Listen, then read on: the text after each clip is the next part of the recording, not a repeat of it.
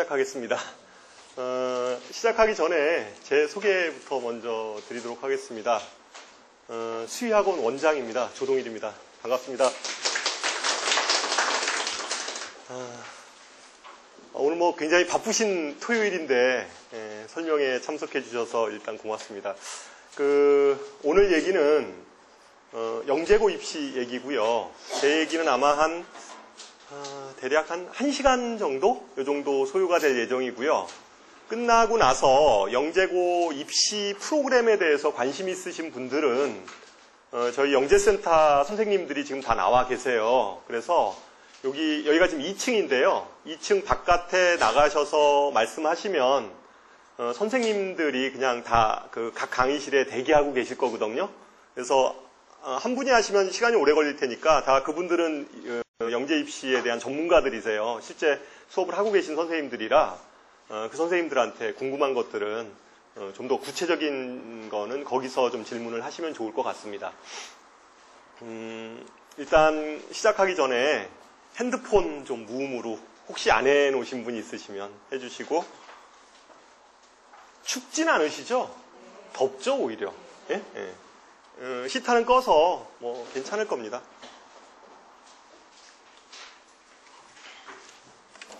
그리고 학년을 좀 조사를 해볼게요. 중2 계세요? 중2? 중2 한 분도 안 계시죠? 중1. 중1 계시고, 초등학교 계시고. 그래서 오늘은 그러면, 좀 중1, 초등. 그러니까 어쨌든 영재고 입시를 좀 준비하려면 어떻게 해야 되는지, 이 부분에 좀 포커스를 맞춰서 제가 얘기를 진행하도록 하겠습니다. 첫 번째는 영재고 입시 들어가기 전에 대략적으로 영재고가 어느 정도 입시에서 어느 정도의 위치에 있는지에 대해서 제가 먼저 말씀을 좀 드리도록 하겠습니다. 전국에 영재학교가 8개가 있으신 건 아시죠? 8개, 800명이에요. 대략 인원 계산하면 8개 영재학교가 있고 인원은 대략 한 800명이다.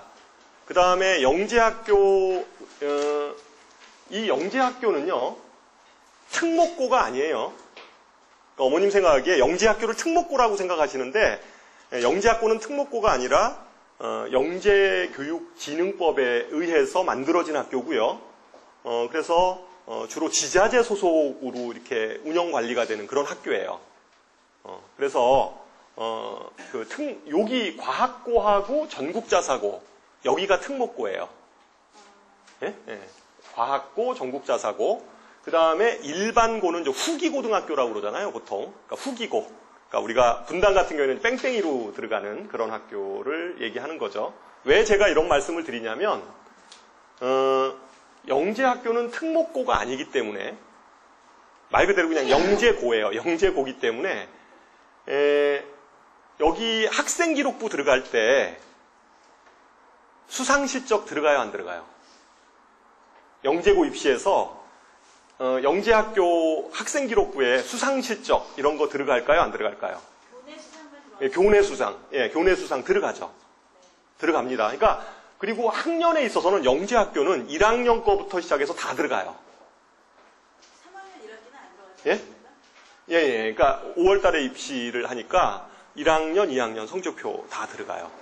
다 들어가고. 대신에 과학고등학교 있잖아요. 과학고등학교는 이 특목고기 때문에 과학고등학교는 똑같은 학교라고 생각하시기가 쉬운데 아니에요.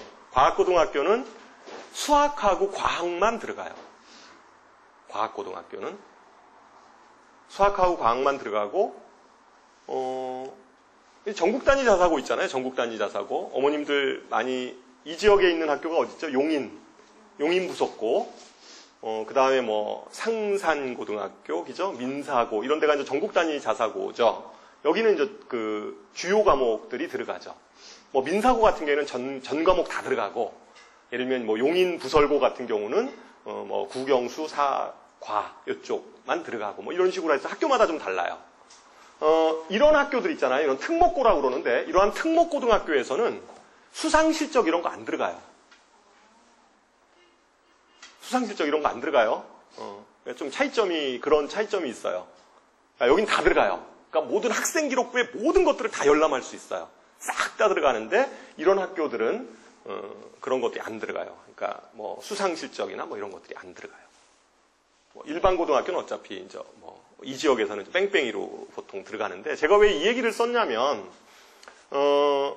그 영재고등학교 학생이 800명이라고 그랬잖아요. 그죠? 근데 과학고등학교 학생이 몇 명이에요? 1500 보통 한 1700명. 그래서 이게 한 2500명 정도 되고요. 그 다음에 제가 써놨던 전국 단위 자사고예요. 전국형 자사고 학생이 한 3000명 정도 돼요. 인원수로 보면 한 3000명 정도 되고, 그러니까 보통 10개 학교가 있는데 한 학교당 한 300명 정도씩 이렇게 그냥 그냥 쉽게 생각하면 그 정도 있다라고 생각을 하시면 돼요. 뭐 민사고 같은 경우는 그 정도는 안 돼요. 150명? 이 정도뿐이 안 되지만 다른 학교들은 이제 300명 전후로 있으니까 합하면 대략 한 3000명 정도 되신다고 우리가 분석할 수가 있어요. 전체 10개가 3000명. 10개 다 합해서 3000명이 있고요. 그 다음에 일반 고등학교가 한 1500개 정도 되거든요. 왜 여기 제가 1500명 그랬냐면 전교 1등만 적었어요. 전교 1등만. 그럼 1500명이 돼요. 그죠? 그럼 이 전교 1등만, 그냥 이거는 지금 자연계 숫자만, 자연계 쪽에서만 제가 생각을 한 거예요. 인문계, 자연계 1등 하면 원래 여기 3000명이 돼야 되는데, 그냥 이 학교들 자체가 전체적으로 좀 이과형 학교이고, 여기 아마 오신 어머님들도 영재고나 과거에 관심 있는 어머님들은 학생의 성향 자체가 다 이과 아이들이잖아요. 자연계 학생들이어서 자연계 학생들만 제가 적어본 겁니다. 그럼 대략 한 7000명 정도 돼요. 뭐 대략 적은 거예요, 대략. 그러면 이 학생들이 우리가 그 진학하는 최상위 학교와 과에 대해서 한번 우리가 분석을 해볼 필요가 있어요. 서울대가 대략 한 1700명 정도, 원래 한 3200명 정도 되는데 문이과 나누어 보면 이과 학생들이 대략 그냥 한 1700명 정도 잡아보고요. 그 다음에 카이스트하고 포스텍이 대략 한 1000명 정도 돼요. 카이스트가 한 750명, 포스텍이 좀 적어요. 한 300명 정도뿐이 안 뽑으니까 합하면 한 1000명. 그 다음에 의대, 치대, 한의대 학생들을 다 합하면 대략 한 3700명 정도 되거든요. 그럼 이걸 다 합하면 대략 한 6500명이에요. 그러면 결국은 이 학교에 들어가는 아이들 있잖아요. 이 아이들은 결국 얘네들 싸움이에요. 예? 얘네들 싸움이에요. 그러니까 일반 고등학교 기준으로, 근데 사실은 일반고에 한 명씩만 여기선 계산을 했는데 일반고에 한 명은 아닐 거죠. 보통 뭐 이렇게 한 전교 한 5등권 내는 다 전교권 아닌가요? 그러니까 그 정도로 보면 인원수는 훨씬 더 많아져요. 그러니까 결국 대한민국 입시는 결국 이 아이들과 이 아이들 사이에서의 싸움이죠. 사실은 입시 경쟁을 하고 있는 거고, 그렇게 보면 돼요. 근데 여기서 한 가지 우리가 오늘 영재고 입시에 대해서 제가 얘기를 하는데, 나중에 뒤에서 표에서 나오겠지만 여기 전국 단위 자사고 아이들 있잖아요. 전국 단위 자사고에서 1위 학교가 어디예요? 요새 보면 이제 뭐 민사고라고 얘기를 하기도 하고, 뭐 용인 부속고를 얘기를 하기도 하잖아요. 우리 가까운 거기가 이제 전국 1위예요. 지금 현재 전국 1위의 입학 실적을 내는데, 한 예로 용인 부속고하고 영재고하고의 입시 실적으로 따지면 서울대 입시 실적 있죠. 서울대 입시 실적. 으로만 따져봤을 때, 물론 이제 뭐 예를 들면 카이스트나 포스텍까지 하면 더 격차는 벌어지는데, 그런 거 빼고 서울대만 만약에 이 학교하고 용인 부속고, 여기서 1위 학교인 용인 부속고하고 영재고하고 비교를 해보면 누가 더 우수할까요? 용인외고가 아니에요. 아니요. 그러니까 용인외고는 그러니까 전국 단위 자사고에서 1위인 학교고, 영재고하고 이 전국 단위 자사고인 용인 부속고하고 한번 비교를 해보면 누가 더 우수할까요? 영재고가 우수해요. 몇 배 정도 될 것 같아요? 몇 배 정도로 유리할 것 같아요? 우수할 것 같아요? 5배 정도 돼요. 예, 말씀하세요. 예. 근데 영재 학교도 이렇게 격차가 있다고. 있는데, 어쨌든 그냥 평균 내서 보면 5배 정도. 5배. 용인 부속고보다 5배의 경쟁력을 갖는다. 서울대학교만 봐도, 서울대학교 한 학교만 우리가 기준으로 봤을 때 이제 그렇다는 거예요. 뭐 구체적인 건 뒤에서 한번 다시 설명을 해보도록 하겠습니다. 어쨌든 하여튼 영재학교는 전국에 800명을 뽑고 있는 학교고요. 그럼 영재학교에 들어가려면 어느 정도 공부를 잘해야 되냐면 수험생을 대략 우리가 이제 중학교 때 학생이 대략 우리 지금 여기 모이신 아이들이 이제 대학을 진학할 때쯤 되면 대략 한 40만 명 정도 잡으면 되겠죠? 그보다 좀 더 되는데 그냥 한 40만 명 잡으면 40만 명의 아이들 중에서 1% 그럼 몇 명이에요? 40만 명의 1%는 몇 명이에요? 4,000명이죠, 4,000명. 4,000명인데 800명이잖아요. 그러면 0.1%가 400명이거든요. 그러니까 대략 한 0.2% 아이들이에요. 0.2% 아이들. 그러니까 1등급이 몇 %죠? 우리가 1등급 하잖아요. 4%잖아요. 그러니까 1등급이 4%인데 얘네들이 들어가려면 0.2% 아이들이죠. 그러니까 당연히 800명뿐이 안 되니까 대학에서는 이 아이들을 당연히 좋아하겠죠. 그죠? 당연히 좋아하죠. 뭐 대략적인 입시 구조는 이렇다. 그래서 어쨌든 이 학교 들어갈 수만 있으면 뭐 당연히 가야 되는 거죠. 뭐 망설일 게 없죠. 그러면 영재학교 현황에 대해서 간단하게 말씀을 좀 드리도록 하겠습니다. 전국에 영재학교는 8개가 있고요. 최초로 생긴 데가 어디냐면 부산이에요. 그러니까 부산이 최초로 생겼어요. 2005년도에 처음 이제 생기게 되는데 영재교육 진흥법이 2004년도에 발의가 돼요. 그래서 이제 통과가 돼서 2004년도에 영재교육진흥법이 만들어지고 그 다음 해인 2005년도에 이 부산영재고는 그러니까 한국과학영재학교 정식 명칭은 한국과학영재학교인데 한과영 이렇게 이제 보통 얘기를 하는데 이 학교가 부산에 있어요. 그래서 그냥 우리는 부산영재고라고 불러요. 많이. 이 부산영재고가 이제 최초로 우리나라 1호 영재학교예요. 근데 이 학교는 카이스트 부설고등학교예요. 그러니까 카이스트에서 부설로, 그러니까 카이스트에 좀 유능한 인재들을 고등학교 때 미리 선발해서 교육시키려고 처음에 만들어진 데가 이 부산영재고예요. 부산영재고가 최초에 만들어졌다가 이명박 대통령이 몇 년도에 당선이 되죠?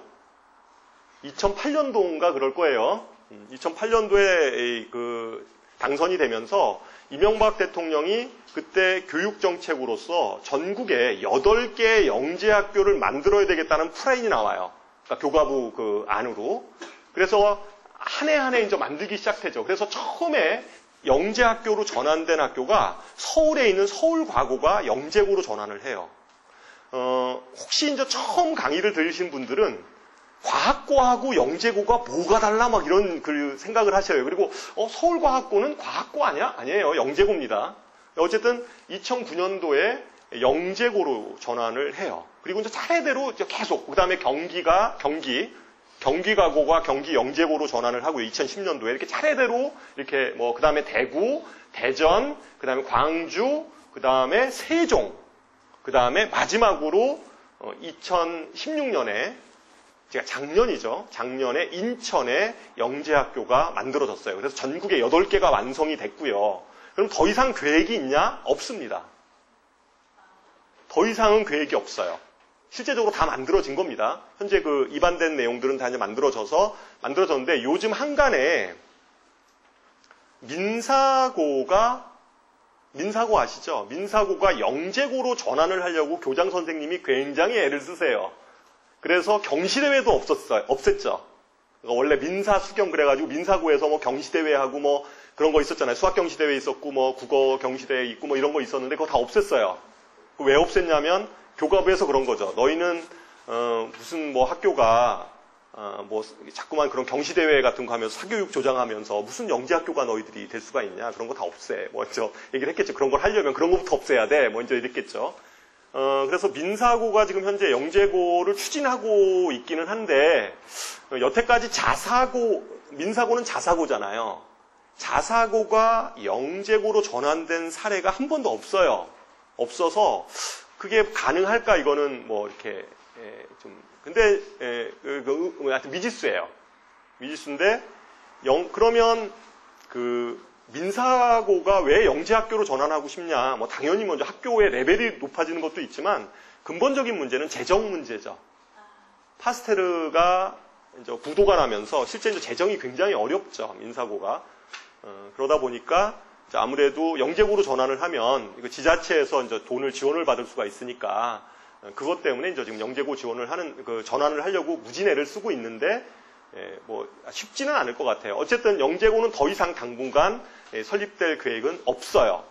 특별한 거는 이게 전국에 8개의 그 영재고가 있는데 보통 입시 결과를 보면 현재는 여기 위에 있는 4개 학교, 여기 있는 4개 학교만 입시 결과가 나와 있어요. 왜냐하면 지금 요 학교들 있죠. 광주나 대전과학고는 현재 올해 처음 나와요. 졸업생이. 이게 2014년도에 처음 영재고 학생을 받았기 때문에 영재고로서의 입시 결과는 올해 나옵니다. 그래서 어머님들이 관심이 있으면 아마 한 3, 4월 정도 되면 입시 결과가 쭉 나올 거예요. 뭐 서울대 입시라든가 이런 것들이 결과가 나올 때 그때 대전과고나 광주과고를 눈여겨서 한번 보세요. 어느 정도 입시 성과를 내는지. 이 학교들하고 비교했을 때 어느 정도 내는지에 대해서는 그때 어머님들이 이제 참고를 하시면 될 것 같아요. 현재까지는 안 나와 있어요. 왜? 고3이 없으니까. 그러니까 올해 처음으로 배출된 해고요. 그 다음에 밑으로 여기 세종은 그 다음 내년에 이제 발표, 처음에 고3이 배출이 되고요. 그 다음에 여기는 후년에, 인천은 후년에 발표가 됩니다. 현재는 고3이 없습니다. 그러니까 올해 고3이 있는 학년은 여기까지, 광주까지가 고3이 있습니다. 그러니까 이 학교들은 한번 관심 있게 한번 보시면 이 학교가 어느 정도의 입시 성과를 내는지를 볼 수가 있을 겁니다. 뭐 이 위에 있는 학교보다는 분명히 조금 떨어지리라고 예상을 하는데 뭐 그래도 어쨌든 영재고이기 때문에 그리고 영재학교에 있어서도 사실은 좀 레벨이 좀 있습니다. 영재학교끼리도 레벨이 있어요. 여기서 제일 선호 학교가 어디죠? 서울이죠. 뭐 당연히 서울이에요. 그죠? 그래서 서울, 경기, 그죠? 그 다음에 여기 부산. 서울, 경기, 부산. 여기가 1그룹이에요. 1그룹이죠. 1그룹이에요. 그리고 여기가 서울, 경기, 부산. 근데 저 어머님들 같은 경우는 그래도 뭐 서울대 입시 실적을 보면 부산은 별로던데 뭐 이런 얘기를 어머님들이 하시는 어머님들이 계세요. 그렇지 않아요. 왜냐하면 이 부산 영재고는요 카이스트 부설 고등학교다 보니까 전교권 아이들을 서울대를 안 보내요. 그러니까 처음부터 뭐 장학금 같은 것을 뭐 이렇게 할 때 처음에 입학할 때 아예 그냥 뭐 서약서를 받는다고 그러나 하여튼 뭐 그런데요. 못 가게. 그러니까 거의 뭐 한 50명 상위 한 50명 정도는 아예 그냥 다 카이스트로 빼가는 것 같아요. 그럼 나머지 아이들이 이렇게 가는 거기 때문에 실제 거의 서울대 숫자로 보면 그렇게 많지 않게 보이는데 실제 내용은 그렇지 않아요. 내용은 그렇지 않습니다. 어쨌든 여기가 1그룹이에요. 3개 학교가 1그룹이고 그 다음에 2그룹이 어디냐면 대구하고 대전이에요. 2그룹이 대구하고 대전. 광주는 좀 일찍 가기는 했는데 광주는 이게 2그룹에 넣기가 조금 애매모호한 측면이 좀 있어요. 광주는. 왜냐하면 광주 영재고는 전국 선발이 있고 지역 선발이 있어요. 90명을 뽑으면 45명은 전국으로 뽑고요. 45명은 지역에서 뽑아요. 지역에서 광주 지역하고 광주 지역에서 우선 선발을 해요. 그러니까 왜 그러냐면 이게 나머지 학교들은 다 전국 선발이에요. 근데 광주만 유달리 그래요. 이건 왜 그러냐면 광주과고가 2014년도에 영재고로 전환을 하면서 영재고로 전환을 하면 광주에 새로운 과학고가 만들어졌어야 돼요. 그런데 그게 안 만들어진 거예요. 그게 안 만들어져가지고 광주에 일부 과학고 기능을 해요. 그러니까 사실은 이게 영재고이면서 과학고 기능을 수행하는 그런 학교라고 보시면 돼요. 그러다 보니까 2그룹에서는 좀 대구나 대전 이쪽이 좀 이 그룹에 좀 속한다라고 보시면 될 것 같아요. 여기는 조금 좀 애매모호해요. 여기다 넣기도 뭐하고 밑으로 내리기도 좀 모호한 좀 애매모호한 학교인데 어쨌든 그냥 통상 뭐 광주까지를 이 그룹이라고 이렇게 보면 좋을 것 같아요. 근데 좀 약간 애매모호하긴 하다.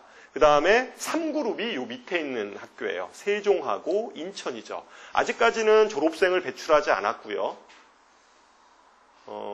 졸업생을 배출하지 않았고 어쨌든 영재고 선발에 있어서 후발주자이기 때문에 아직까지 좀 뭐 영재고 그러니까 선호도로 따지면 이런 학교보다는 그 다음 좀 순위라고 보시면 돼요. 뭐 그렇다 하더라도 어쨌든 이 학교들 모두가 영재고죠. 전국에 800명뿐이 없는 영재고다 이렇게 보시면 돼요. 당연히 뭐 이런데 붙여주면 가문의 영광이라고 생각하고 가야 돼요. 뭐 이렇게 기피할 수 있는 학교가 아닙니다. 그래서 어쨌든 이러한 영재학교가 있고요. 현황이. 저희 지역에서 보면 거의 대부분의 영재고 합격자들의 분포를 보면 10명에 8명은 수도권 아이들이에요. 10명에서 8명은 수도권 아이들이 영재고에 진학을 하고 있고요. 저희 지역에서도 보면 뭐 쭉 있어요. 뭐 지역별로 이거는 한 뭐 인원이 꽤 되는 학교들, 많이 붙은 학교들을 보는데 분당 지역에서는 순회중, 내정중, 양영중 이런 데가 영재학교를 좀 많이 보낸 이런 케이스로 나오죠. 이건 뭐 어머님들도 이렇게 대충 정보가 이 학교들이 좀 많이 보낸다 이런 것들은 아마 알고 계실 거예요. 뭐 그렇고 요 자료를 제가 처음 다시 얘기를 해보면 이게 지금 부산, 대구, 경기, 서울이죠. 왜 네 학교뿐이 없는지는 아시죠? 졸업생이 배출이 안 돼서 지금 이렇게 돼 있는데 이 학교를 기준으로 보면 밑에 거를 보면 알 수 있어요. 전체 학생이 450명이에요. 전체 학생이 450명이죠. 여기 보면 거기서 10%면 몇 명이에요? 450명의 10% 45명이죠. 20%면 90명이에요. 그죠? 그러니까 여기 서울대 보세요. 서울대에 입학한 인원을 보면 180명이에요. 그럼 20%가 90명이니까 180명이면 대략 몇 %예요? 40%예요. 이 학교 학생들의 40%는 어디를 간다? 서울대를 간다는 거예요. 그 다음에 카이스트하고 포스텍을 붙여보면 대략 이게 몇 명이에요?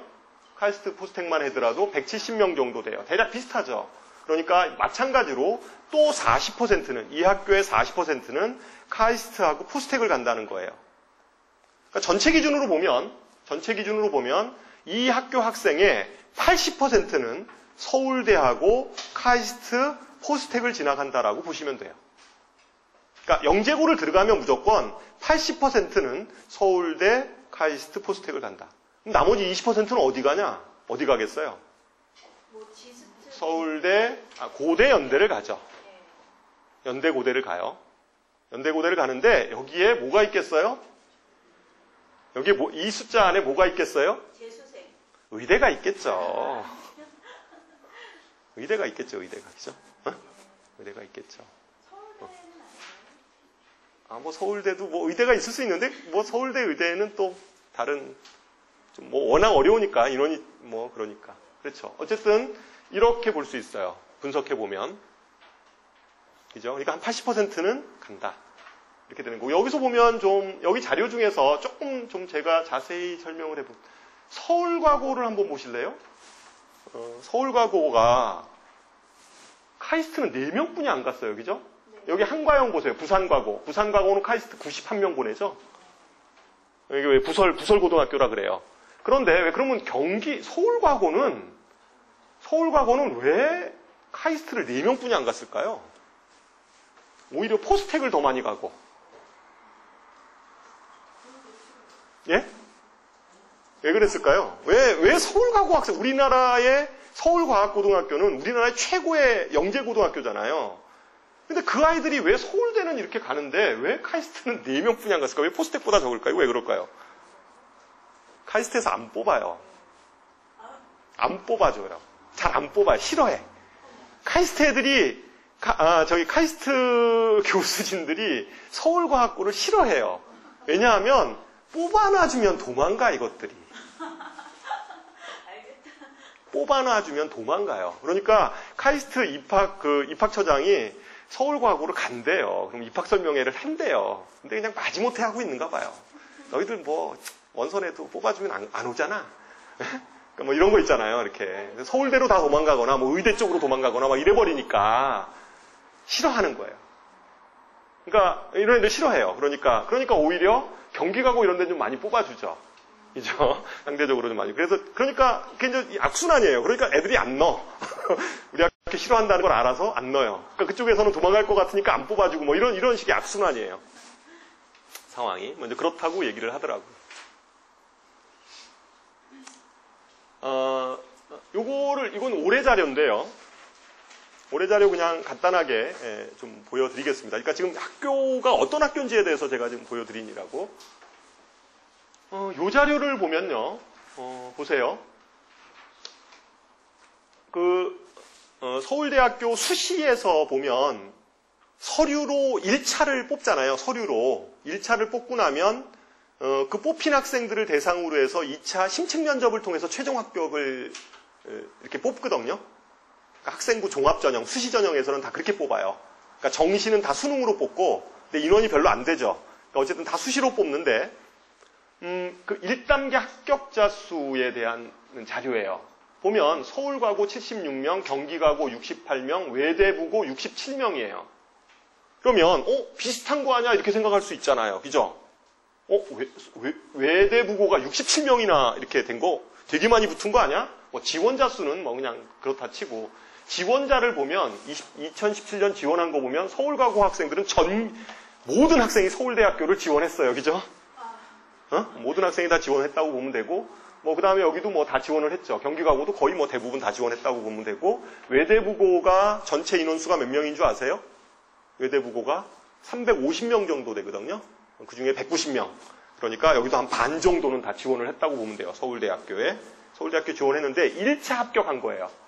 1차 합격한 인원이 76명, 68명, 67명이에요. 그러면 외대부고가 비슷한 학교 아니냐라고 생각하지만 아니죠. 왜냐하면 인원수 대비로 생각하면요. 여기가 3배 많아요. 여기는 학교가 100명뿐이 안 돼요. 대략 뭐 120명, 100명 이 정도뿐이 안 되거든요. 그러니까 여기는 뭐 120명이고 여기는 350명이에요. 대략 3배죠. 3배니까 실제로 보면 인원수로 보면 약 한 3배 정도의 격차가 생기죠. 그 다음에 또 한 가지예요. 그러면 1단계 합격을 했어요. 이건 작년 데이터인데 1단계 합격을 했을 때 1단계 합격자 수가 작년에 여기가 81명이었어요. 근데 그 중에서 2단계 최초 마지막 합격된 게 1차 최초 합격된 게 70명이거든요. 그럼 81명 중에서 70명 붙었다라고 하면 대략 한 90%는 붙는다는 거예요. 그죠?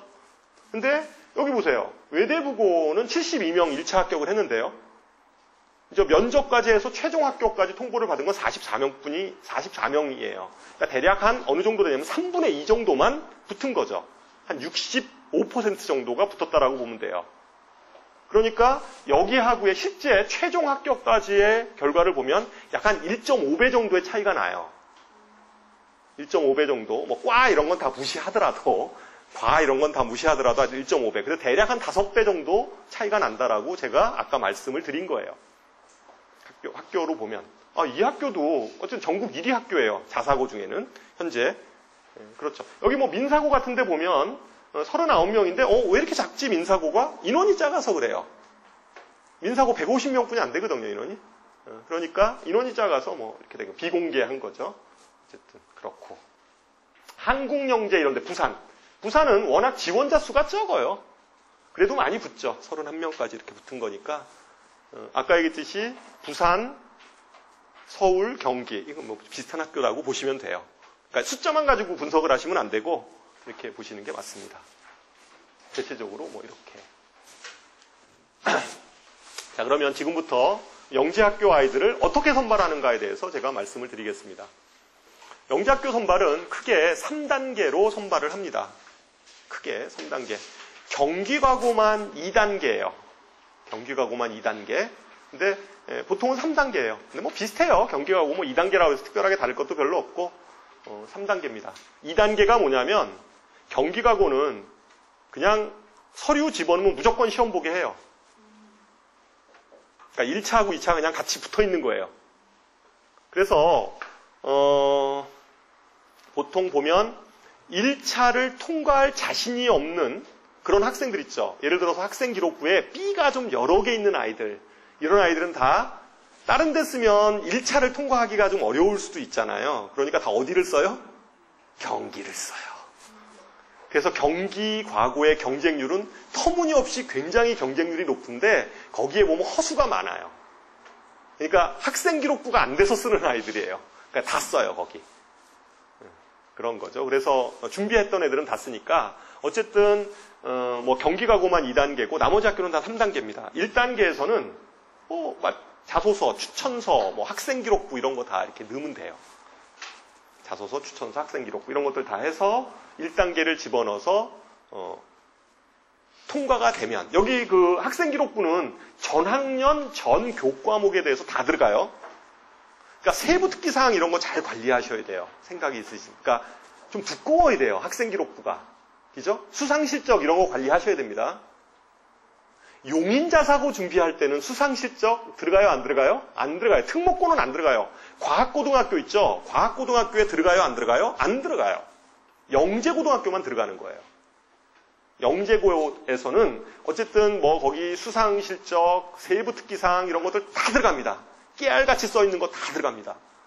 그러니까 그런 관리, 학생기록부에 대한 관리, 그 다음에 담임 교과목 선생님들한테 이렇게 좀 잘 보여서 아주 세세하게 학생의 장점이 부각될 수 있도록 학생부 관리를 하시는 게 유리합니다.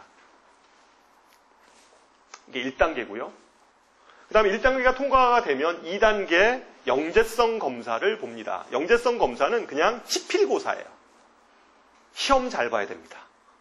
그리고 사실은 모든 영재학교의 선발은 2단계에서 결판이 납니다. 2단계에서 결판. 이걸로 그냥 끝이에요.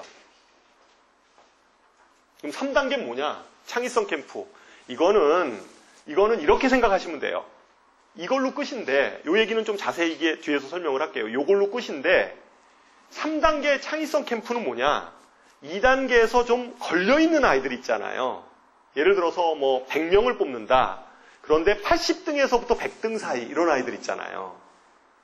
이런 아이들은 좀 걸려있잖아요. 이게 뭐 합격을 시켜야 될지 말아야 될지. 뭐 이러면 한 뭐 80등에서부터 120등 사이. 이 정도 아이들은 이걸 합격을 시켜 마라. 뭐 이런 것들이 좀 그렇잖아요. 뭐 그날 컨디션에 따라서 또 지필고사를 잘 못 뭐 1, 2점 가지고 못 봤을 수도 있고 이러니까 여기까지 가서 이제 검증해내겠다 이런 거죠. 그런데 압도적으로 여기서 잘 본 애들은 그냥 붙는 거예요. 크게 없이. 그래서 여기가 제일 중요합니다. 그죠? 여기서 제일 중요해요. 이 얘기는 뒤에서, 그럼 이 시험이 어떻게 시험을 보는지에 대해서는 제가 뒤에서 좀 다시 설명을 할 거고요. 그 다음에 올해부터 뭐가 달라졌냐면, 여기서 중요한 게, 요게 밑줄이에요. 요게 동시 지필고사를 실시합니다.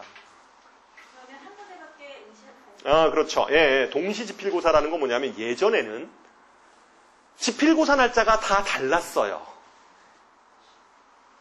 그 영재고는 어머님들 특목고는 몇 개까지 쓸 수 있어요. 외고, 자사고, 뭐 과학고 이 중에서 여러 개 쓸 수 있나요? 외고도 쓰고, 뭐 자사고도 쓰고, 뭐 과고도 쓰고 이렇게 쓸 수 있나요? 없죠. 없잖아요. 전기고등학교는 전기고등학교에서 하나만 쓸 수 있는 거예요, 그죠? 근데 영재고는 원서 여러 개 쓸 수 있어요, 없어요? 있어요. 8개 다 써도 됩니다. 근데 8개 다 써도 상관은 없는데요. 문제는 뭐냐면 2차 지필고사가 예전에는 날짜가 그룹 이렇게 좀 몇 개로 나누어져 있었어요. 그러니까 아이들이 지필고사를 괜찮아요. 그냥 약간 지저분하긴 해도 지필고사를 이렇게 여러 번 볼 수 있었어요. 그렇잖아요. 그러면 이제 여러 번 이렇게 봐서 여기도 붙고 저기도 붙고 이렇게 붙을 수가 있었는데, 그래서 여기 떨어지면 저기 가고 뭐 이렇게 할 수 있었는데, 올해부터 어떤 일이 벌어졌냐면 동시 지필고사를 본 거예요. 똑같은 날. 그러니까 원서를 넣고 나서 1차가 붙으면 1차 합격자가 여러 군데 났잖아요. 뭐 예를 들면 내가 대전도 붙고 경기도 붙고, 뭐 경기는 다 붙으니까 예를 들어서 뭐 세종도 붙고 이러면 그 중에서 이제 자기가 지필고사 날짜를 정해서 가장 합격 가능성이 높은 학교를 지정해서 이제 볼 수밖에 없었어요. 올해부터. 올해부터 그렇게 됐어요. 그래서 이게 동시지필고사가 올해부터 이렇게 바뀌었는데 내년에는 그럼 어떻게 되냐? 내년에도 이렇게 유지가 될 것 같아요. 이거는 좀 호불호가 갈리는 부분인데요.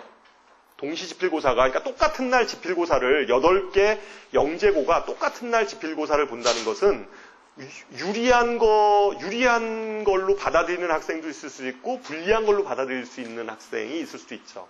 공부를 아주 잘하는 최상위권 아이들한테는 좀 불리해진 거고요. 좀 약간 하위권, 그러니까 뭐 한 중간, 중하위권 아이들, 영재고를 준비했던 중하위권 아이들은 오히려 유리해진 거죠. 그렇잖아요. 나눠졌으니까. 그래서 어쨌든 동시지필고사가 이렇게 오늘 똑같은 날 보는 게 이게 좀 약간 특이 사항 중에 하나입니다. 그러면 실제 이제 여기 1단계, 2단계 이제 뭐 요것에 대해서 좀 자세하게 얘기를 드리겠습니다. 이제 물 한 잔 먹어도 되죠.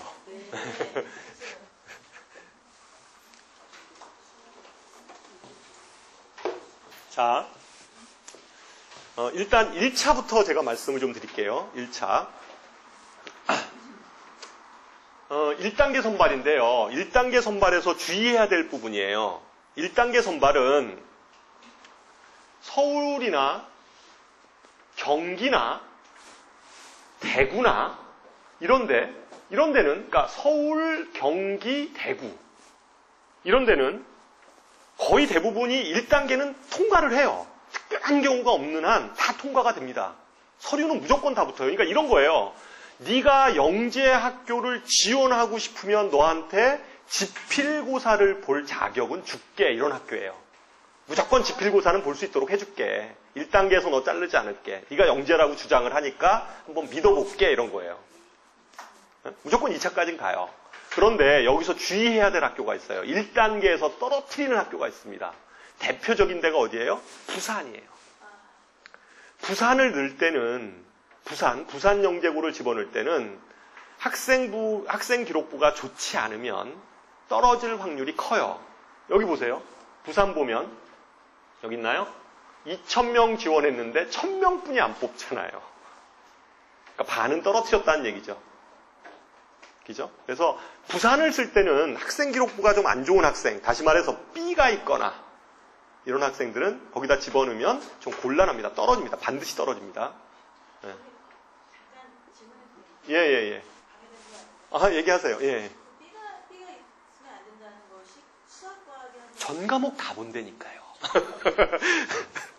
전 과목 다 봅니다. 전 과목. 그러니까 주요 과목에서 B 있으면 아주 치명적이에요.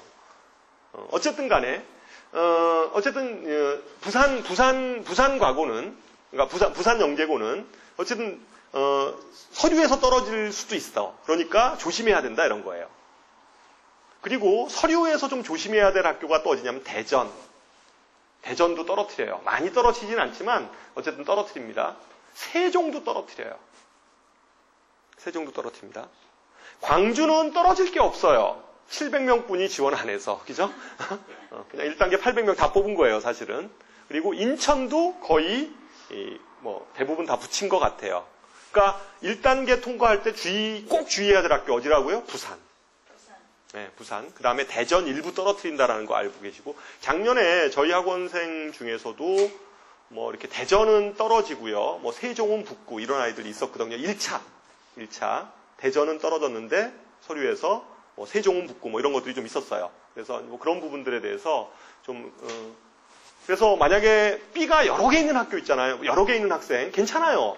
지필고사만 잘 보면 됩니다. 근데 1단계는 통과해야 되잖아요. 그래서 만약에 B가 여러 개 있으면 어디를 써야 돼요? 이런 데 써야 돼요. 경기, 서울, 경기 이런 데 써야 돼요. 반드시 경기를 써야 돼요.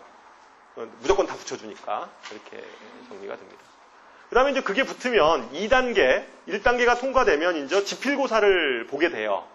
지필고사를 보면 지필고사를 잘 본 학생들을 위에서부터 끊어내겠죠. 그러면 대충 어느 정도를 뽑게 되냐면 2배수 정도를 뽑아요. 대략. 2배수 조금 안 되게 뽑아요. 수치를 보면 여기 숫자인데요. 2단계 선발 인원을 보면 서울 영재학교가 120명 뽑는데 200명이잖아요. 그러니까 2배는 안 되고 2배 조금 안 돼요. 다 대부분 보면 여기 뭐예요? 90명 보면 180명. 그죠? 84명 뽑는데 150명. 그러니까 한 2배수는 안 되고, 그러니까 서류, 지필고사로 애들 이제 뽑으면, 한 2배수 조금 안 되는 인원들이 3차까지 가는 거예요. 이제 캠프 대상자로 이제 선정이 되는 거죠. 그러니까 지필고사 본 아이들 중에서 대략 모집 정원의 2배수 정도를 뽑는다. 이렇게 생각하시면 돼요. 그 아이들이 이제 캠프에 가서 최종 합격을 결정하는 겁니다. 그러니까 이제 구조는 그렇게 돼 있어요. 아시겠죠? 구조는 그렇게 돼 있다는 말씀은 다른 게 있다는 건가요? 아니요. 뭐 흐름은 그렇다는 거죠. 대체적인 입학을 한 2배수 정도 이렇게 해서 이렇게 뽑는다. 이렇게 보시면 돼요. 경쟁률인데요. 경쟁률은 대략 전국에 영재학교 준비하는 아이들이 한 몇 명 될까요? 한번 그 생각 해보셨어요? 전국에 영재학교 준비하는 애들이 한 몇 명 정도 될까? 저도 뭐 정확치는 않아요. 한 몇 명 될까요? 전국에. 몇 명이요? 10,000명? 10,000명. 또. 저도 이거 정확하진 않아요. 제가 보기엔 뭐 10,000명은 좀 안 된 것 같아요. 대략 뭐 10,000명까지는 안 되고, 한 5,000명에서, 그래요. 5,000명에서 10,000명 사이? 이 정도 인원이 준비를 하는 것 같고, 인원수로 보면 대략 1% 정도 아이들이 준비하는 것 같아요.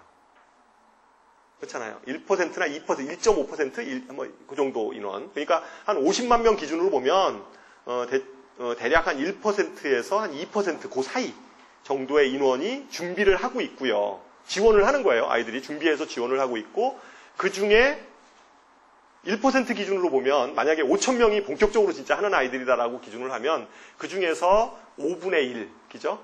5분의 1 정도가 뽑히는 거죠. 선발을 해서. 그럼 0.2%? 그러니까 대략 보면 그러니까 보통 보면 범위를 좀 뭐 10,000명 정도로 만약에 환산을 하면 대략 한 10대 1 정도 되는 거고요.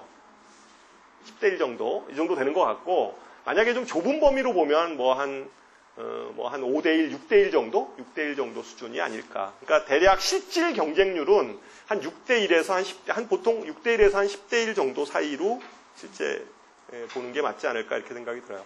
대략 보면 여기 뭐 경쟁률 나와 있지만 이게 허수거든요.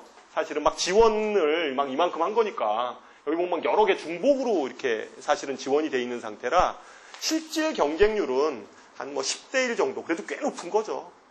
10대 1 정도 경쟁률, 10대 1, 한 6대 1에서 한 10대 1 정도 사이의 경쟁률을 갖지 않을까 이렇게 추정해 볼 수 있습니다. 예. 광주 각 영재학교가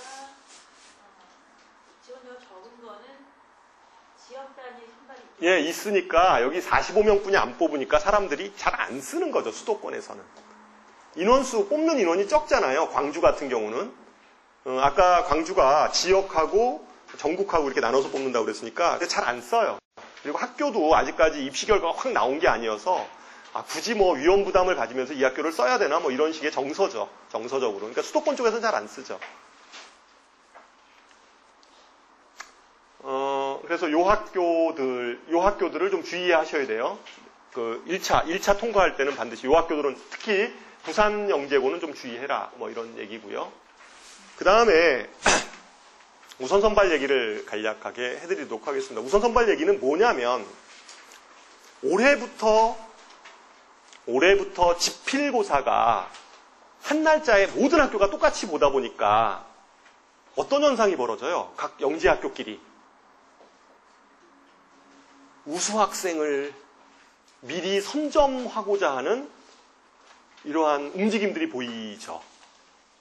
똑같은 날 보니까 예전에는 이렇게 똑같은 날 안 보고 뭐 이렇게 나눠서 이렇게 그러니까 뭐 여러 군데를 이렇게 시험을 봤는데 지금은 2차 지필고사를 똑같은 날 보니까 이런 거예요.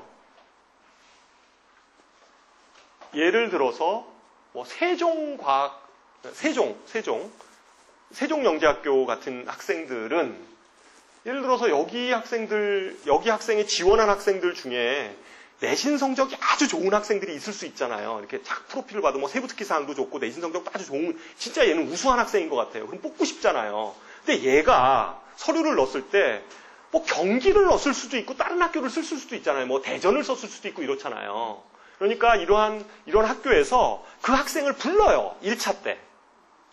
너 우선 선발해줄게. 이러는 거죠. 내신 성적만 보고 너 우선 선발해줄게. 이러죠. 이게 우선 선발이에요.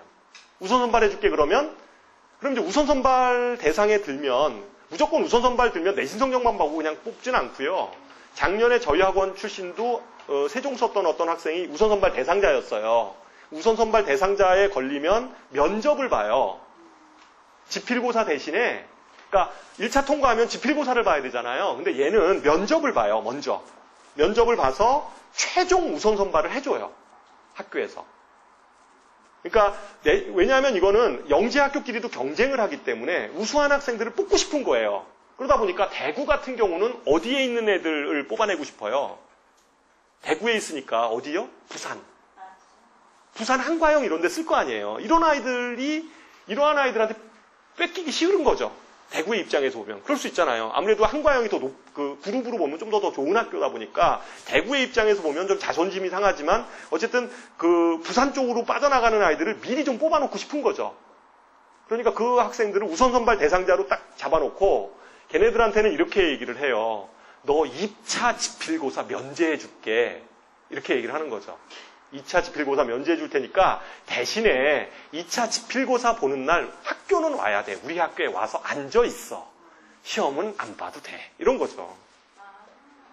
붙여줄게 너. 이런 거예요. 이게 우선 선발이에요. 그럼 내신 성적이 유리하면 좋겠죠. 지필고사 안 봐도 되잖아. 그죠? 지필고사 되게 부담이 되잖아요. 그러니까 내신 성적 그러니까 정교권 아이들 같은 경우에 이런 케이스로 들어갈 수도 있어요. 물론 내신 성적만 가지고는 안 돼요. 분명히 심층 면접을 봐요. 우선 선발 대상자, 1차 우선 선발 대상자가 뽑히면 그 학생들을 불러다가 면담을 하죠. 그래서 얘가 진짜로 학업 역량이 어느 정도 되는지를 평가하겠죠. 그러면 그 아이들에 대해서는 너는 2차 면제야. 이렇게 얘기를 하죠. 2차 면제. 2차 시험 면제됐다는 얘기는 뭐 3차까지 다 붙여주겠다는 얘기 아니겠어요? 특별한 경우가 없는 한 그런 거죠. 이게 이제 우선 선발 제도예요. 이게 이제 2차 우발, 1차 우발 요거 생각하고 그 다음에 2차 우발은 예전에 이제 2차 우발은 뭐였냐면 2차 지필고사가 이제 여러 군데 이렇게 막 다른 날짜에 보다 보니까 마찬가지였어요. 그때도 이제 막 다른 날짜에 보니까 예를 들어 서울과고 같은 경우도 경기과고 같은 경우에 보면 서울과고로 아이들 뺏기 싫으니까 막 우선 선발로 대상자 똑같은 원리로 우선 선발 이렇게 대상자를 했는데 지금 현재는 2차 지필고사가 다 똑같이 보기 때문에 우선 선발의 필요성이 없어질 게 아니냐라고 생각하기는 쉬울 수 있는데 제가 보기엔 그러진 않을 것 같아요. 그냥 우선 선발 대상자는 여전히 그냥 2차 시험을 보고 나서도 우선 선발로 학생들을 선정해 줍니다. 너는 3차 때 보통 저 3차 들어가면 뭐 캠프에서 심층 면접 같은 것도 하거든요. 근데 그런 것들을 면제해 주는 거예요. 지필고사를 잘 보면. 2차 우발이라는 건 그런 거예요. 그러니까 지필고사를 본 학생 중에서 아주 상위권 아이들 있죠. 이런 아이들은 캠프 자체를 면제해 주는 거죠. 그러니까 캠프 날 가서 뭐만 하는 거냐면 캠프 날 가서 다른 애들은 막 무슨 심층 면접하고 막 이러는데 얘는 인성 면접하고 있는 거예요. 인성 면접 정도를 하고 있는 거죠. 그냥 붙인 거죠, 사실은. 붙인 거죠. 근데 이거는 아마 이것도 그냥 계속 유지될 것 같아요. 학생 선점의 문제는 아닌데 이게 어떤 거냐면 나머지 아이들에 대한 어떤 그 평가 이런 것들에 좀 집중하기 위해서 어차피 그 아주 상위권 애들은 붙을 거잖아요. 붙을 거니까 나머지 애들에 대한 평가에 좀 집중하기 위해서 2차 우발도 계속 유지되지 않을까 이렇게 생각을 합니다. 근데 여기서 좀 특이한 점은 1차 우발 요거 좀 이게 올해부터 좀 이게 그 동시에 지필고사를 보면서 생겨난 좀 특이사항이고요. 특이사항이고 요거는 좀 확대될 가능성도 있어요. 1단계. 네, 1단계. 1차 우발을 1단계 서류에서 우선 선발하는 게 좀 더 좀 약간 3그룹 쪽 있죠. 3그룹, 2그룹, 3그룹 쪽에서는 이게 좀 일반화되지 않을까 이렇게 예측을 할 수가 있습니다. 예, 그렇게 보시는 게 맞죠. 아까 제가 1그룹, 2그룹, 3그룹 얘기했던 거 무슨 얘기 알겠죠? 예, 그렇게. 예. 그 다음에 1차 서류에 대한 특이사항 그냥 읽어보시면 되는데요. 특이사항은 뭐 이런 거예요. 추천서를 2개를 쓰냐, 하나를 쓰냐 이런 건데, 서울 같은 경우는 뭐 워낙 1위 영재학교다 보니까 뭐 추천서 이런 거 별로 중요하게 생각하지 않아요. 그냥 한 장만 써주면 보고 어차피 지필로 뽑는다 이렇게 생각하는 거죠. 뭐 그 정도 이렇게 되고 나머지 학교 그러니까 뭐 이건 뭐 큰 거는 아니고요. 추천서 2장 쓰는 학교 그 다음에 뭐 증빙서류 자기소개서에 대한 증빙서류 들어가는 학교 이 정도 좀 정리되어 있는 거고 이건 매번 입시 그 요강이 뜰 때마다 봐야 돼요. 들어가서 봐야 되고 그 다음에 2차 영재성 검사 요 부분에 대해서 조금 좀 얘기를 하도록 하겠습니다. 그러니까 지필고사 있죠? 2차 지필고사에 대해서 말씀을 드릴게요. 간략하게 말씀드리면 2차 지필고사에서는 그럼 뭘 보냐? 그러니까 무슨 시험을 보는 거냐? 무슨 시험 봐요? 수학과학. 수학과학 보는 거죠. 수학과학. 그러니까 수학 시험 보는 거고 과학 시험 보는 거예요. 그러니까 1교시는 수학, 2교시는 과학 이런 거예요. 그럼 시간은 어느 정도 보냐? 120분, 2시간 또는 180분 정도. 예, 120분에서 180분 정도 소요가 되는 시험을 보는 거고요.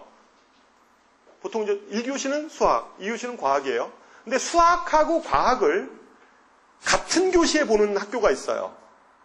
어디냐면 서울과고, 서울영재고는 수학하고 1교시가 수학과학이 같이 들어가 있고요. 2교시도 수학하고 과학이 들어가 있어요.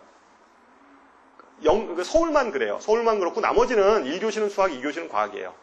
대부분이 그렇게 이제 이루어져 있고 그러면 그 수학 시험하고 과학 시험의 난이도는 어느 정도 되냐? 어느 정도 되냐면 어려운 문제만 드립다 있는 건 아니고요.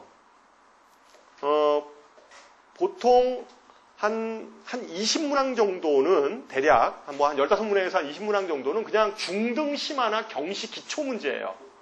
이런 것들을 반드시 평가합니다. 그러니까 이 문제보다는 얘가 좀 더 쉬운 문제죠.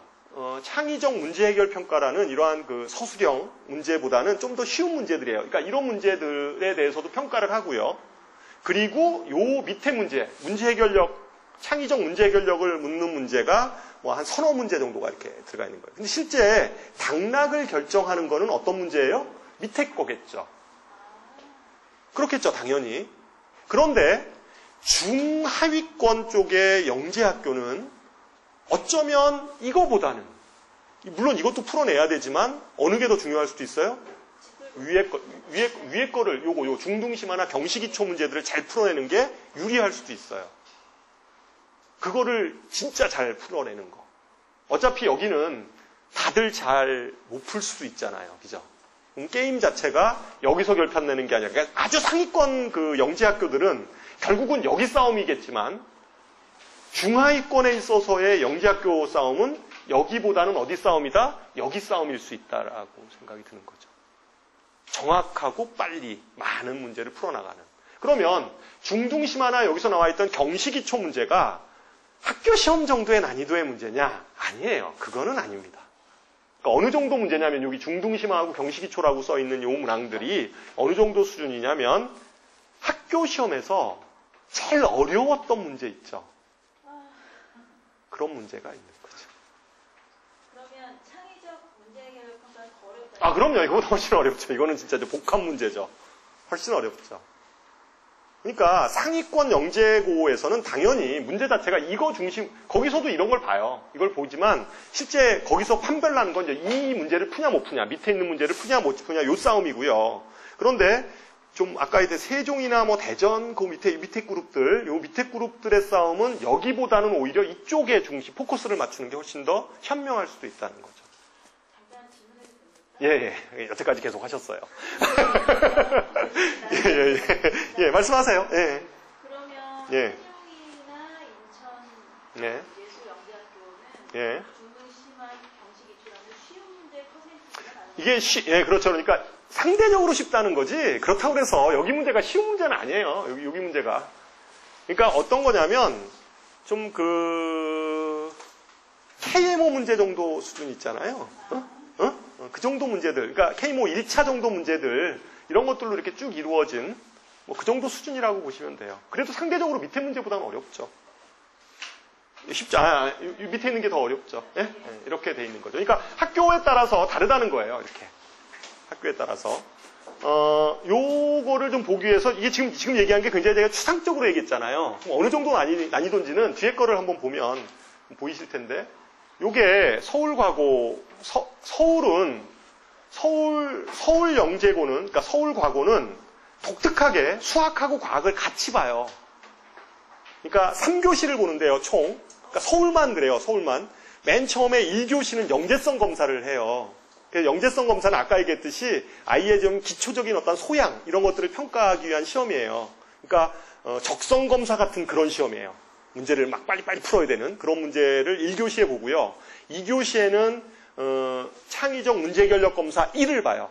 그 다음에 3교시에는 창의적 문제결력 검사 2, 이걸 봐요. 근데 이제 요게 창의적 문제결력 검사, 지금 위에 이렇게 끊어져서 그런데, 창의적 문제결력 검사 1이에요, 1교시. 이게 보면 굉장히 그 기하 경시 문제에 가까운 이런 문제죠. 이런 문제들은. 이게 2교시에 본 수학 문제예요.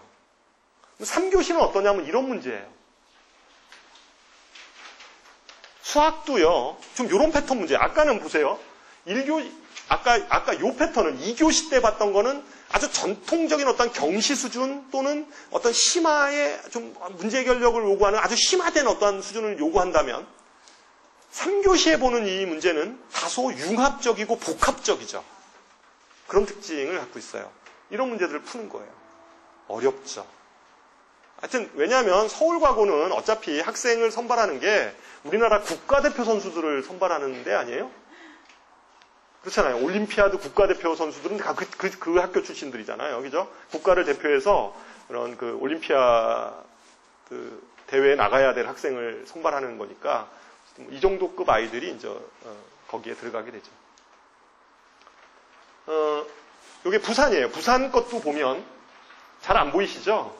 네, 뭐 자세히 볼 필요는 없어요. 부산 거는 이렇게 한번 이렇게 느껴보시라고. 어려워요.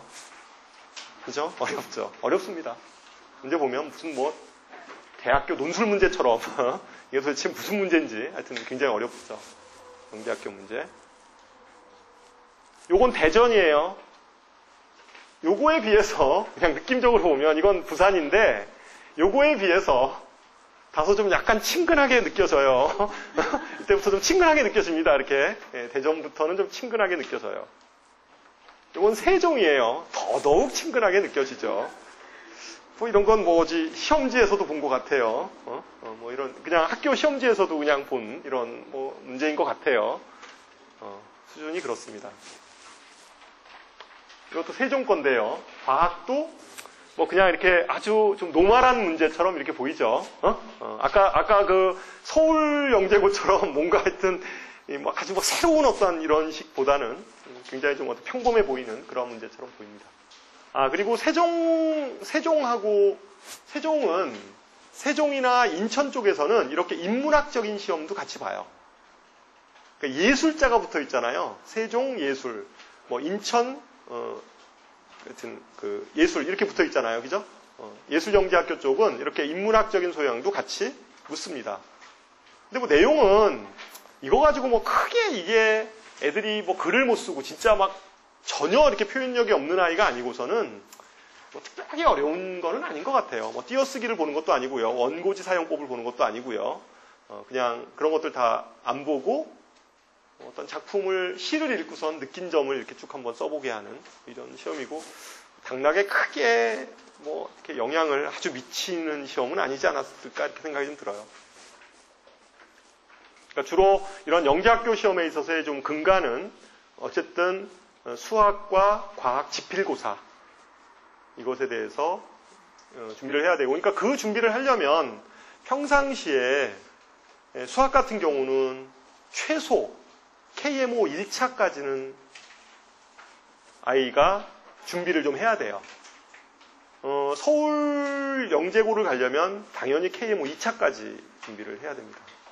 2차 정도를 준비해야 되고요. 그 다음에 마찬가지로 뭐 과학 같은 경우도 물리나 화학 이런 쪽에 있어서도 실제 올림피아드 준비를 해야 되죠. 그 정도 수준을 해야지 이런 시험을 통과할 수가 있어요. 지필고사를 통과할 수 있습니다. 왜냐하면 지필고사가 영재고 입시에서는 이게 전부 다 2차에서 결정이 난다고 생각하시면 돼요. 그러니까 그 준비를 해야 되고, 그 다음에 그 서울이나 경기 같은, 서울과학고는요, 경기는 좀 다른데 서울은 과학에 있어서 물리하고 화학이 아주 중요해요. 물화가 중요한데 경기도 물리화학이 좀 중요하죠. 그래도 경기부터 그 나머지 영재고들은 물화생지의 비율이 비슷합니다. 물화생지의 비율이 다 비슷하다고 보시면 돼요. 그러니까 뭐 물화만 하고 생지는 좀 잘 안 하고 이렇게 하면 좀 영재고에서 어머님들이 그렇게 시키는 이유 중에 하나는 이제 뭐 때문에 그러냐면 이해는 해요, 제가. 떨어지고 나서, 그죠? 떨어지고 나서 선택 과목을 그래도 물리나 화학 쪽을 좀 많이 해두면 떨어지더라도 나중에 좀 효과가 있지 않을까 이런 생각을 해서 이제 물화에 좀 집중하는 경향이 있는데, 실제 영재고 입시에서 붙으려면 서울 영재고가 아니라면 나머지 뭐 경기나 기타 그 밑에 쭉 이런 학교들에 대해서 특히 2그룹, 3그룹 쪽 있죠. 2그룹, 3그룹 쪽에 영재고를 목표로 한다면 과학 같은 경우도 물화생지를 다 골고루 해야 됩니다. 잘 해놔야 돼요. 오히려 그런 학생이 유리합니다. 물화만 아주 드립다 잘하고 뭐 이렇게 그런 것보다는 다 골고루 잘하는 이런 형태가 좋습니다. 영재성 캠프 부분은요, 마지막으로 영재성 캠프 부분은 예전에는 다 2박 3일을 했어요. 보통 2박 3일 이렇게 경기과고처럼 2박 3일을 했는데 요즘에는 점점 줄이는 추세예요. 그래서 대부분의 학교들은 1박 2일만 했습니다. 1박 2일만 했어요. 1박 2일 하더라도 뭐 애들 그냥 뭐 이렇게 쉬는 시간도 많고 뭐 널널하다고 그러더라고요. 널널하다고 그러니까. 주로 캠프 들어가면 뭐 하냐면 가장 중요한 거는 뭐 조별 토론 이런 게 중요한 거 아니고요. 심층 면접이 중요해요. 가서 3차 때 심층 면접을 합니다. 심층 면접이 중요하고요. 근데 사실은 이런 그 준비 과정, 심층 면접을 준비하고 이런 과정이 이 축척이 되면 나중에 만약에 설사 영재고를 떨어지더라도 그 다음에 어디를 써요? 영재고 떨어지면. 영재고 떨어지면 어디 쓰죠? 자사고를 쓰든가 전국형 자사고를 쓰든가 아니면 어디를 써요? 과학고 쓰잖아요. 근데 과학고 쓰거나 전국형 자사고를 쓰더라도 또 면접이 있잖아요. 그때도 이과를 쓴다고 하면 수학하고 과학 면접이에요. 그러니까 당연히 연결이 되죠. 그 대학 면접 부분에 연결 안 되나요? 대학은 아무래도 이제 고등학교 때 가서 또 준비를 해야 되니까 어쨌든 뭐 형식은 비슷할 수는 있는데요. 형식은 비슷할 수 있는데 기본적으로 영재고 떨어졌다 하더라도 또 한 번의 기회가 있잖아요. 전기고등학교에서 또 한 번의 기회가 있으니까 전기고등학교 입시하고 똑같아요. 내용은 자소서 쓰는 것도 똑같고 그런 거니까 어쨌든 영재고 입시에서 이제 이런 캠프에서 가장 중요한 건 그런 심층 면접이 중요해요. 요번에 영재고 떨어진 아이들이 과학고등학교를 쓰잖아요. 과학고등학교 쓴 학생 중에서 수학하고 과학 면접 봤을 때 어떤 문제가 나왔냐면 경기 북과고 얘기하는 거예요. 경기 북과고. 경기과고 말고 영재고 말고 경기 북과고 얘기를 하는 건데 거기 수학 문제는 두 문제인가 이렇게 물었나 본데 한 문제는 이렇게 어떤 조각을 갖다가 네 조각을 이렇게 갖고 왔어요. 면접관님이 네 조각이에요. 플라스틱 조각 네 조각을 갖다 놓고선 요 두 개를 더한 거에서 요거 두 개 더한 걸 빼봐 이런 거예요. 플라스틱 네 조각 가지고 그게 이게 불규칙하게 생겼는데 뭐 이렇게 불규칙한 하나는 네모나고 하나는 동그랗게 생긴, 그러니까 동그란데 일정 부분 이렇게 파편이에요. 파편처럼 생긴 이 조각인데 이걸 가지고 요 두 개 더한 걸로 해서 요거 두 개 더한 걸 빼봐 이렇게 된 거예요. 이런 문제를 냈어요. 그러니까 이제 아이가 거기서 애들이 이제 다 그걸 가지고 이제 막 조작을 해봤을 거 아니에요. 근데 어떤 게 나오냐면 그걸 이렇게 붙여보면 원의 일부분이래요. 원의 일부분. 그러니까 근데도 그 원의 일부분이라 하더라도 이걸 어떻게 계산하지 이제 이런 식의 의문이 들었을 거 아니까 이제 면접관 앞에서 그것도 면접 시간 안 주고서 이제 바로 하는 거죠. 바로 하면 이제 그 앞에서 이제 해보라고 그러니까. 그럼 이제 근데 이제 그 원리는 뭐냐면 그거를 이렇게 그 조각을 잘 붙여가지고 연장을 해보면 그게 원 모양이에요. 원 모양인데 거기서 이 귀퉁이를 이렇게 끊어진 부분을 이렇게 보조선을 이렇게 그으면 원의 대칭성을 이용해서 요 면적을 찾을 수 있는 이런 아이디어 문제였거든요. 그게 이제 심층 면접으로 요번에 과학고등학교에서 이렇게 설명을 했어요. 근데 이제 그런 그 순발력과 아이디어는 사실은 영재고 입시에서 이렇게 준비하는 이런 식의 어떤 기하라든가 뭐 이런 식의 아이디어들 있잖아요. 창의적 문제 해결 능력 이런 것들은 좀 훈련하다 보면 좀 이렇게 더 훨씬 좀 유리하죠. 그렇게 유리가 됩니다. 어쨌든 그럼 물론 그 들어가면 어떠냐면 학생들이 처음부터 풀었던 학생들은 거의 없대요. 그럼 저 아이들이 버벅거리고 있으면 어느 정도까지 됐을 때 힌트를 줘요. 뭐 힌트를 주면 그러면 힌트를 줘서 문제를 이렇게 풀면 뭐 감점을 당하냐 그런 거 없어요.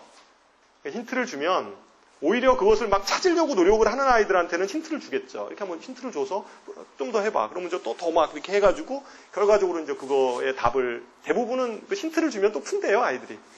뭐 그랬던 문제라고 하는데 어쨌든 그런 심층 면접에서의 수학 문제, 과학 문제를 해결하는 거 이런 것들이 아마 이 3차 캠프에서는 가장 중요하죠. 여기에 대전과학영재고 있죠 여기는 하루뿐이 안 했잖아요. 올해 저희 학원 학생한테 물어봤어요. 너 가서 뭐 했어? 이제 물어볼 거 아니에요? 저희들도 궁금하니까. 뭐 했어? 그랬더니 가자마자 계속 문제만 풀었대요. 여기는 아무것도 안 하고 지필고사만 봤어요. 수학하고 과학에 대한 지필고사만 보고 내보냈고, 그랬다고 그래요. 여기는. 경기과학고는 2박 3일 하면서 여기는 심층 면접도 보고, 그 다음에 뭐 실험 설계도 하고, 조별 토론도 하고, 뭐 이렇게 다양하게, 지필고사도 보고, 그러니까 하여튼 여기는 좀 다채롭게 2박 3일 좀 빡세게 했던 학교 유형이죠. 근데 전체적인 추세는 좀 줄이는 추세인 것 같아요.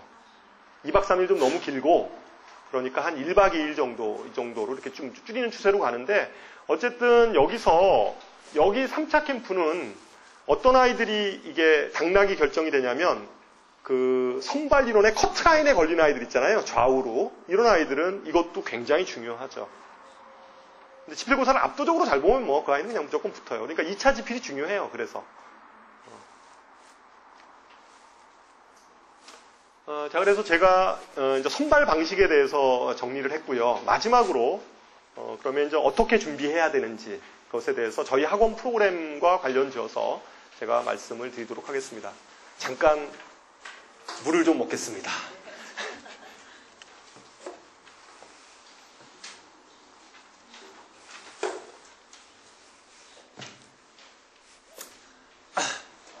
지금 이 프로그램은요, 여기에는 별로 해당 사항이 없을 수 있는데 혹시 주변에 아니면 또 나중에 우리 아이들이 학년이 올라갔을 때 어떻게 준비하는지에 대한 현재 지금 저희 학원에서 진행하고 있는 아이들입니다. 이 아이들은 주로 그러니까 영재 학교 대비반으로 반편성이 되는 시기가 본격적으로 반편성이 되는 시기는 2학년 여름방학입니다.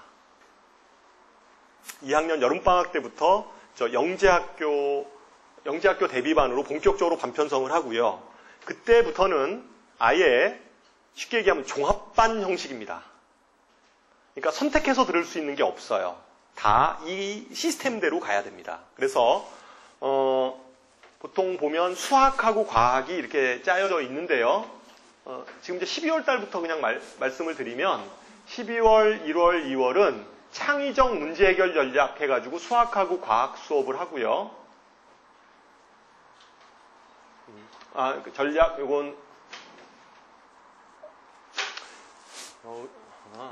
창의적 문제 해결 전략 그래가지고 이렇게 수업을 하고요.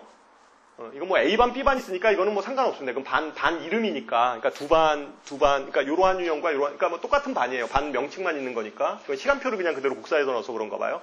그래서 창의적 문제 해결 전략을 12월, 1월, 2월 이렇게 하고요. 그 다음에 3, 4, 5월은 파이널 과정을 진행을 합니다. 파이널 과정을 진행을 하고, 그래서 5월 달에 지필고사를 봐요. 일정은. 보통, 원서는 3월 달부터 이제 넣기 시작을 해서 5월 달에 지필고사를 보거든요. 5월 달에 지필고사를 보고 캠프는 보통 6월에 있습니다. 그래서 7월 달에 최종 발표가 나는 이런 흐름이에요. 흐름은. 그러면 겨울방학 때부터 저희 학원 시스템은 어떻게 되냐면 지금 겨울방학 시작을 하면 오전 11시에 나옵니다. 아이들이 학원에. 오전 11시에 나와서 공식적으로는 밤 10시까지 수업을 합니다. 오전 11시에 나와. 이때가 가장 중요한 시기예요. 겨울방학이. 그러니까 이때는 아침 11시에 나오기 위해서 공식적으로는 10시까지인데요. 저희 학원에 자체 도서실이 있습니다. 인간한 도서실이 있어요. 그래서 거기서 밤 1시까지 시킵니다. 강제적인가요? 예. 전원 다 그렇게 해야 됩니다. 그래서 11시부터 시작을 해서 밤 1시까지 실제 수업을 시키고 있고요. 오전에는 다 물리화학을 하고 있고요. 그리고 생물하고 지구과학은 토요일날, 일요일날 집중적으로 시킵니다. 아무래도 이제 비중 자체가 물리하고 화학 비중이 좀 더 크기 때문에 어쨌든 이쪽을 시키고 그 다음에 여기 생물하고 지구과학은 주말에 수업이 배치되어 있고요. 그 다음에 수학도 뭐 계속 매일 시킵니다. 월요일부터 해서 토요일날까지 매일 수업을 진행을 합니다. 그리고 이때 아이들의 실력이 비약적으로 발전하는 시기예요. 왜냐하면 학기 중에는 아무래도 학생 기록부가 들어가기 때문에 2학년 여름방학 때 시킨다 하더라도 중간에 중간고사 있고 기말고사 이거 시험 잘 봐야 되잖아요. 그러다 보니까 실제 그 기간 또 뭐 빠지고 이러다 보면 좀 집중하는 시기가 좀 많이 이렇게 좀 사실은 뭐 하기는 하는데 그래도 이 겨울방학만큼 그 정도 집중 시기가 되지는 않습니다. 그래서 어차피 영재고 입시 집어넣는 아이들 같은 경우는 이제 12월 이제 기말고사 끝나면 그때부터는 완전히 이 프로그램대로 쭉 들어가서 시켜나가죠. 예, 그러니까 현재 중2죠. 얘네들 입시반이죠. 왜냐하면 중3 때 보니까 2학년 아이들은 이제 이렇게 시키고요. 근데 현재 여기는 지금 뭐 2학년들이 한 분도 안 계셔서 뭐 이거는 어쨌든 이러한 식으로 겨울방학 때 시켜서 이렇게 겨울방학 때 시켜서 3월 달에 이제 준비해서 시험을 보게 하는 거예요. 이런 프로그램으로 가고요. 보통 이제 초등학교 6학년, 중학교 1학년 이런 아이들은 KMO 대비반으로 편성이 되어 있습니다. 그래서 겨울방학 때는 12월, 1월, 2월 이때 경시 초급 이론을 시킵니다. 또는 뭐 중급 이론, 초급, 중급 이런 이론을 시키게 되고요. 1월달, 2월달 이때 시키게 되고 그 다음에 3, 4, 5월에는 KMO 실점 대비를 합니다. 그러니까 5월달에 KMO 시험이 있는데요. 요거를 대비하기 위해서 겨울방학 때부터 쭉 시켜나가는 거예요. 쭉 시켜나가는 이런 프로그램이고요. 그리고 요게 끝나고 나면 7월달, 8월달에 물리올림피아드하고 화학올림피아드가 또 있습니다. 그래서 이때 물올, 화올을 또 시켜나갑니다. 그러니까 지금 현재 6학년 아이들, 뭐 중학교, 그러니까 1학년 아이들, 이런 아이들은 이제 요 프로그램대로 가고요. 저희 학원 같은 경우에 보면 KMO를 준비를 하려고 하면 최소 진도는, 선행 진도는 수특까지는 끝나야 되잖아요. 근데 대부분이 뭐 6학년 아이건 아니면 중학교 1학년 아이들 중에서 어떤 아이들은 수원까지만 돼 있는 아이들도 있어요. 근데 그런 아이들은 좀 방학 때 수투를 아예 저희가 그래서 깔았습니다. 앞에다. 이렇게 해서 방학 동안에 수투가 좀 다 끝나도록 편성을 했고요. 본격적으로는 6시부터, 그러니까 4시부터 수업을 해서 밤 10시까지 끝나는데요. 이것도 공식적인 거고요. 실제 밤 12시, 1시까지 시킵니다. 남아서 좀 더 시켜서 어쨌든 이때 웬만큼 이게 정리가 돼야지 그 다음에 KMO 실점 대비가 들어가기 때문에 방학 동안에 수투는 안 끝난 학생들은 이걸 추가로 좀 듣고요. 그 다음에 본격적으로는 6시부터 10시까지가 4개 영역에 대해서 대수, 기하, 조합, 정수 이 4파트에 대해서 다 준비를 시킵니다. 그렇게 시키고 과학은 그리고 이때 아이들은 아직까지 뭐 영어라든가 이런 쪽을 놔서는 안 되는 아이들이잖아요. 좀 더 시켜야 되는 아이들이니까 어쨌든 만약에 월수금을 다닌다 그러면 화목토를 뭐 영어를 하거나 뭐 이런 식이 되겠죠. 그러니까 다른 과목들을 그렇게 하게 될 거고 그 대신에 주말에 과학을 들어야 됩니다. 미리. 그러니까 이건 종합반 체계로 짜여지지는 좀 어려웠기 때문에 아직까지는 뭐 6학년이나 중학교 1학년 애들은 그래서 저희가 선택해서 들을 수 있도록 이렇게 강좌를 주말에 편성을 해놨습니다. 그래서 물리나 화학을 선택해서 좀 들어서 2학년 올라가기 전에 그 최소한 한 바퀴, 2바퀴 정도는 좀 돌려놔야지 영재고 대비반, 아까 영재고 실전 대비반에 들어갔을 때 굉장히 좀 경쟁력이 있게 됩니다. 그래서 미리 그때 좀 과목을 선택해서 들어놔야 됩니다. 그래서 뭐 이렇게 프로그램은 이렇게 이루어져 있고요. 그래서 뭐 전체적으로 저희 학원 현재 뭐 예. 예.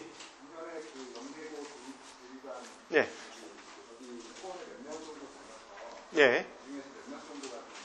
그 인원수는 저희가 작년에 준비를 한 20명 정도 준비를 했고요. 입시 결과는 거기 나와 있습니다. 저희 거기에 보면 나와 있습니다.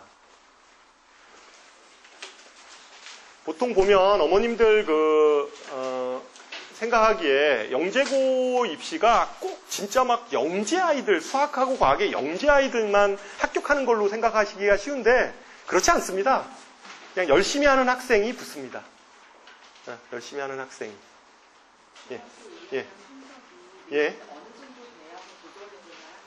예? 예. 아, 중학교 2학년 성적이요? 대체적으로 뭐 B가 한두 개 정도 있는 건 괜찮아요. 괜찮습니다, 실제. 근데 아까 얘기했듯이 학생부가 아주 좋으면 훨씬 더 유리하죠. 아까 얘기했듯이 뭐 1차 후발 이런 것들도 뭐 생각해 볼 수 있고. 그런데 어쨌든 1그룹의 학교를 원하면 학생부보다는 진짜 실력을 키워야 돼요. 수학하고 과학 실력을. 그러니까 학생부는 그렇게 크다란 변수는 아니라는 거죠. 근데 중하위권으로 내려가면, 그러니까 2그룹이나 3그룹 쪽으로 가면 갈수록 실제 학생부도 좀 이렇게 좋은 게 훨씬 더 유리하죠. 아주 좋으면 좋고. 예. 근데 너무 터무니없는 학생부 있잖아요. 막 B가 막 있고, 여러 개 있고, 막 C도 있고, 뭐 좀 이러면, 그러면 좀 곤란해요.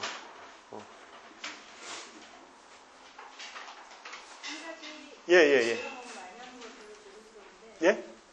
아닙니다. 예. 제가 그런 얘기 들었거든요. 대학 입시는 예. 2년 만에 바뀐다. 예. 근데 요새는 1년 만에 바뀐다고. 대학 입시가요? 네. 예. 근데 대학 입시랑 닮은 꼴이 지금 이 과학고나 특목고 입시란 말이죠. 그러면 이 특목고나 과학고 입시도 2년 그러니까 그렇지는 않고요. 입시가 뭐 1년 만에 2년 만에 이렇게 바뀌지는 않고요. 입시는 대통령이 바뀌면 바뀝니다. 맞습니다. 대통령이 바뀌면 바뀌는 거고요. 큰 흐름은, 그러니까 큰 궤도는 그렇게 바뀌고, 나머지 부분들은 뭐 거의 크게 그렇게 막 변동이 있진 않아요. 그리고 영재고 입시는 이게 좀 약간 예외적인 부분들이 많아서, 아까 얘기했듯이 이 영재고는 영재교육 특별법에 의해서 이렇게 만들어진 운영되어지는 부분이라 뭐 이렇게 일반 입시, 뭐 특목고나 이런 입시하고는 좀 경향이 많이 다릅니다. 어쨌든 오늘 제 얘기는 이 정도로 얘기하고, 또 뭐 궁금하신 게 있으면 개별적으로 와서 질문하시고, 각 선생님들 지금 뭐 강의실에 배치돼 있으니까 좀 뭐 저희 학원에 관심 있는 거는 남아서 좀 질문해 주시면 선생님들이 친절하게 상담해 주실 겁니다.